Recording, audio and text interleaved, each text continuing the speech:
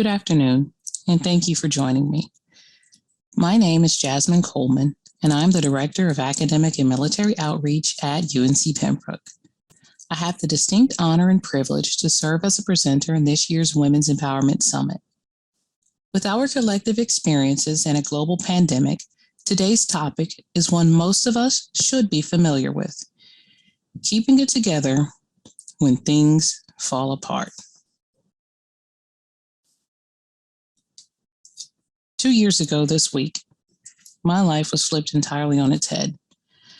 I didn't know it at the time, but within the span of 6 days from the date of this picture, I would go through one of the scariest ordeals of my life and learn about the strength of my faith, my family, and my friendships. On March 28th, 2020, I took a selfie on a nature walk with my kids. I was teleworking, and my children had both been moved to online classes at their respective schools. My daughter was a college sophomore, and my son was a high school senior. The night before we took this picture, my husband came home from work early because he didn't quite feel well. We already knew he had a coworker who was in quarantine awaiting test results due to the possibility of COVID-19 exposure. But keep in mind, this was during the first month of pandemic response in North Carolina. So the only thing we knew was that we didn't know anything.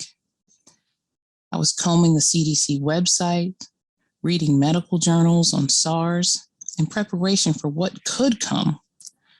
I felt we were low risk. My husband was young, a non-smoker with no pre-existing conditions. I assumed he would have relatively mild symptoms and recover at home.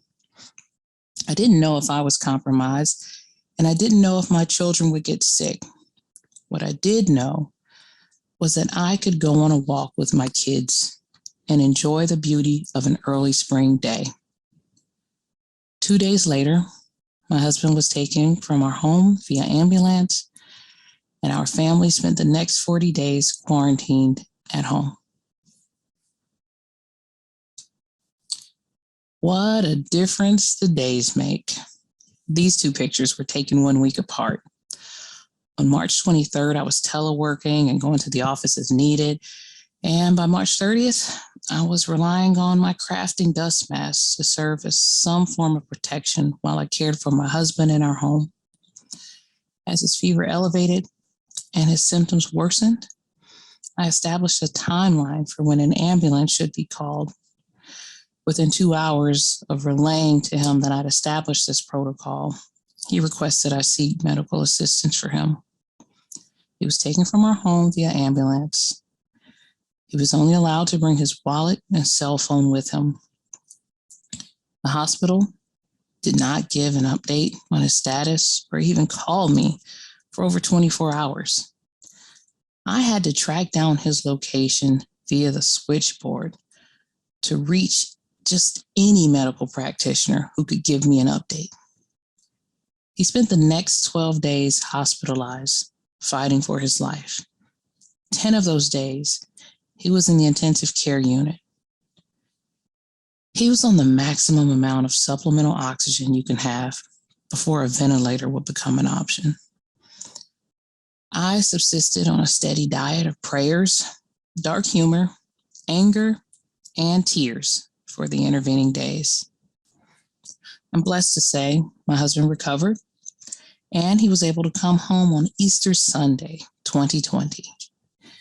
He had 28 additional days of isolation in the home, but no one else in our home contracted the virus. And yes, I know some people can be asymptomatic, but our family was tested for antibodies to see if we were asymptomatic, and there were no antibodies present.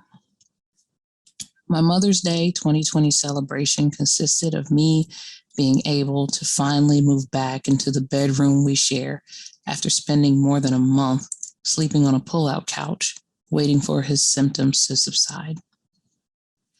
It took me living with fear as a constant companion to realize the scope and scale of the strength with which I had been blessed.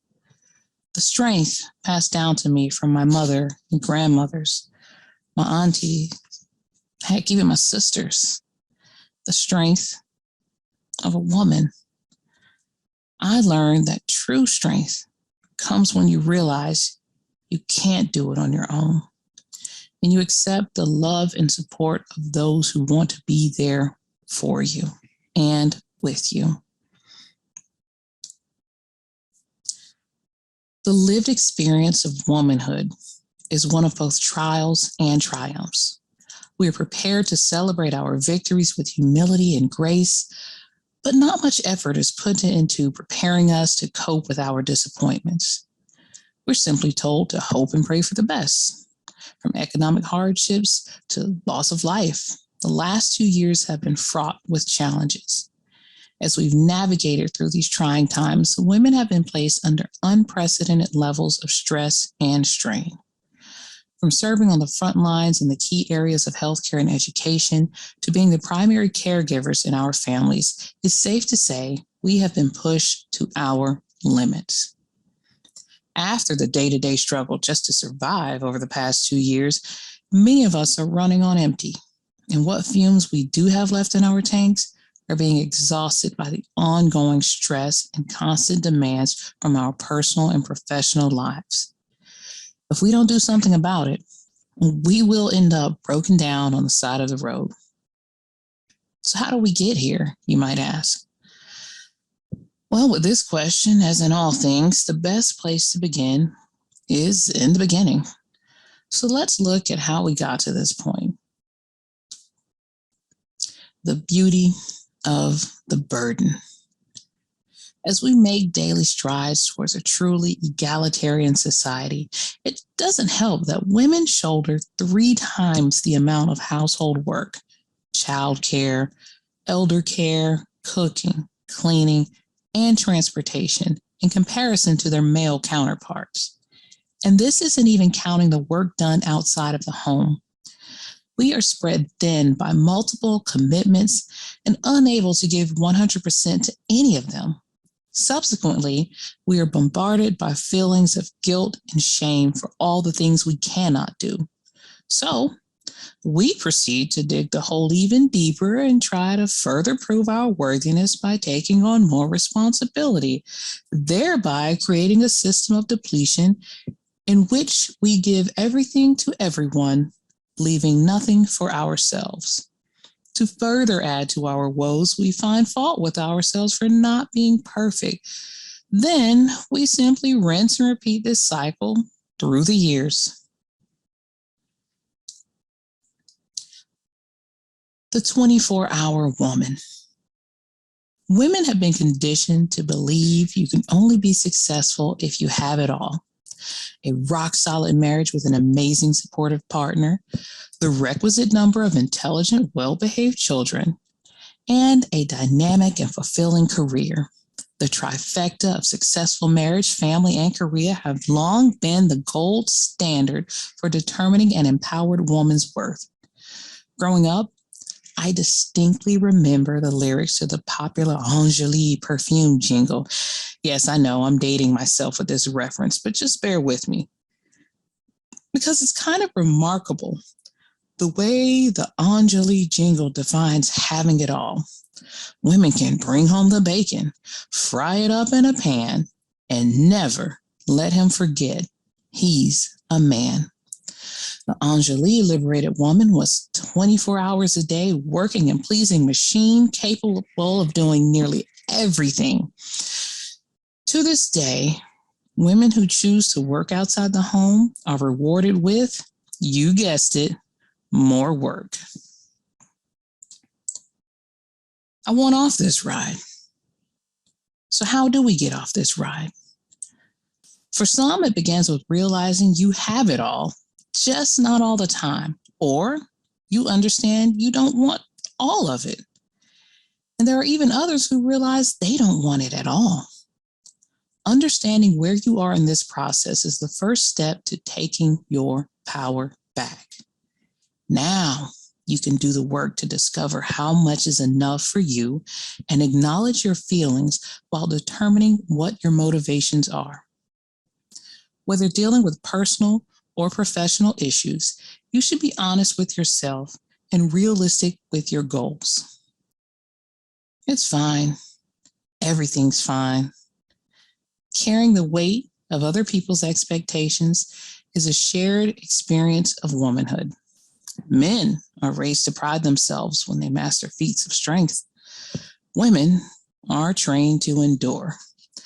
Mantras like, "Nevertheless, she persisted," or "Still I rise," are commonly bandied about to remind women that when the world doesn't work, we endure through it all.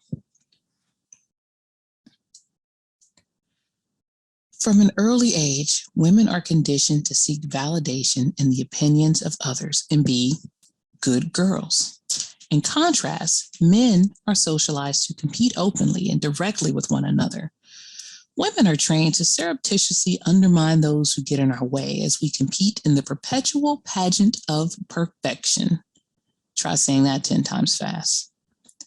The age of social media has only served to worsen this perspective. Between fear of missing out and the quest for perfection, we are primed and ready to have an existential meltdown whenever things fall apart. Understand that social media is supposed to look good, unless you're someone who really lives for the mess. Virtual spaces exist as a platform to help you put your best or worst face forward in whatever manner you see fit. The business of branding is no longer simply a marketing strategy, it's a way of life. Yet you still have the power to engage or disconnect as you see fit, and I strongly encourage you to do so when necessary. So can we fix it? Yes, we can. The most important lesson I've learned when facing challenges is that even in a time of chaos, there are things you can control. When you are mentally and physically at the breaking point, the first thing you can do is give yourself grace. Know that you are not perfect, but you are still worth it. Understand that there are still blessings inside of each painful lesson. If you simply stand up more times than you fall down, you are successful. Don't be afraid of failure.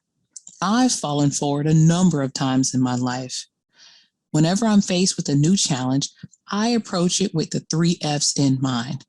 I can either figure things out or F things up, but in the end, there will always be a way to fix it. It's just like baby steps. The smallest things can make the biggest difference. In times of crisis, doing something as simple as tidying up can help you regroup. Focusing on doing something you like so you can gain a feeling of accomplishment. If you're a person of faith, spiritual readings or songs can be comfort. Talking to a trusted friend or family member to share your burdens with can bring a sense of relief and give you an opportunity to engage with someone who relates to your struggles. No one is truly alone when they allow others to care for them. While it's understood that you can do it on your own, it's okay to appreciate the help. You can be strong, independent, and tired at the same time. Understanding when to power down in order to recharge is one of the best ways to manage your energy and protect your peace. Know that it's okay to not be okay. When you're going through particularly challenging times, know that it is okay to not be okay. You don't have to be a superhero. Ownership of your feelings is a true sign of maturity. You don't have to put on a happy face just to please or appease others. One of the best things I ever did was go to counseling. Being able to do the work to get to a better place, it taught me a lot about myself, how to let things go in order to grow. Self-care is healthcare. Much like the safety instructions on an airplane, you must look after yourself before attempting to render aid to others. If you take anything away from this presentation at all, let it be this. Give yourself the grace you extend to others. Things will not always go the way you intend. You won't be able to do everything, but you can always do something. Know that you are well and truly blessed to be here. Every day is a gift and an opportunity to make it better than your last. Thank you.